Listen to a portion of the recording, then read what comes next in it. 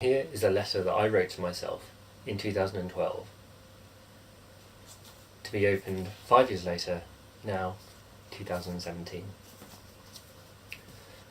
So it was a letter to my future self, 5 years from then. Now the question is, why was I writing to myself 5 years ago? So this is part of a project by Ruth Cross from Ruth Cross Arts, where she was asking participants in the Transition Conference, which was going on at that time in 2012. So giving us the opportunity to write a letter to our future selves. So I'm particularly interested to know what I wrote to myself. I'm not sure how serious I took it at the time, but I'm interested to find out. So yeah, I'll be opening that in a minute. Right. Let's read this letter.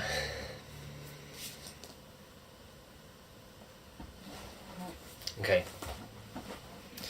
So it says Simeon Jackson on the front, and my email address, since I didn't know where I would be living in 5 years' time from September 2012.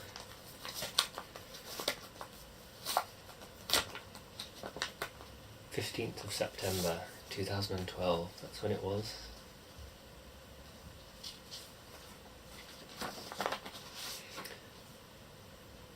Okay.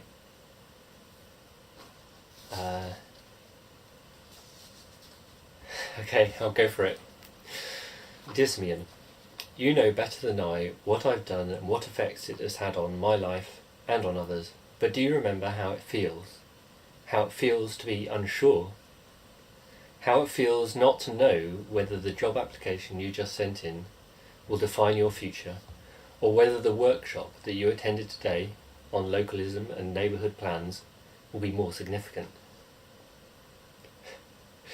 Do you remember being unsure whether anything will happen between you and Arlene again, or whether she's even at all right for you anyway?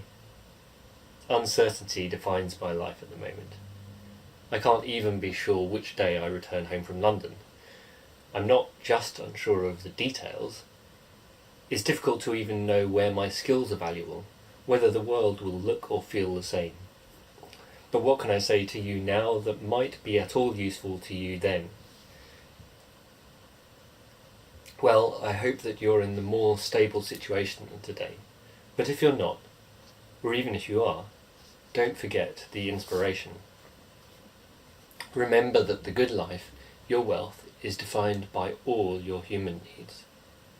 Recreation, protection, creation, subsistence, affection, freedom, participation, understanding, identity, and a living planet. Remember that there is energy to help you do what you want to do. Most of all, remember to have fun. And talking of fun, I'm off to enjoy the music and dancing. With love and passion, Simeon. P.S. Don't forget Ruth Cross either, because she is lovely and is the person behind you getting this letter now. Well, that's nice. So, I think I can take quite a lot away from that, actually, which is just how unsure of myself I felt at the time, because I didn't know then whether I was going to get a job or what I was going to do with my life. I didn't really have a permanent home or a kind of stable, well, I certainly didn't have a relationship or anything, and the Arlene who I mentioned in this letter was somebody who I had 2 dates with. In fact, the first of those couldn't really be described as a date because it was just the day that I met her, but where we got on well, but nothing ever came of that. And in a way, I guess I became a lot more stable in in terms of kind of career, more so than in terms of relationships, until recently when I started seeing someone, and I'm actually in a stable relationship at the moment, which is very odd for me. And it's really interesting. I'll tell you what the most interesting thing about this letter is where it says, do you remember how it feels not to know whether the job application you just sent in will define your future, or whether the workshop that you attended today on localism and neighbourhood plans will be more significant? Now, it's very interesting that I say that, because it is clearly now the workshop on localism and neighbourhood plans that was more significant.